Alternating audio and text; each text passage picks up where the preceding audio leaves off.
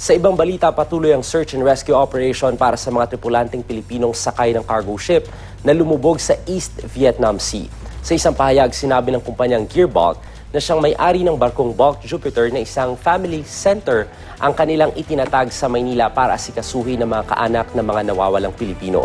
Umalis ang Bulk Jupiter noong December 30 sa Kuantan, Malaysia at patungo sanang China, sakay ang 19 na Filipino crew at mahigit 40,000 metric tons ng iron ore. Nakapag-issue pa raw ang barko ng distress signal nitong January 1 pero hindi na raw ito makontak kasunod niyan. Isa sa mga tripulante ang nailigtas habang 2 labina ang nakukuha. Patuloy na iniimbestigahan ang sanhi ng paglubog ng cargo ship.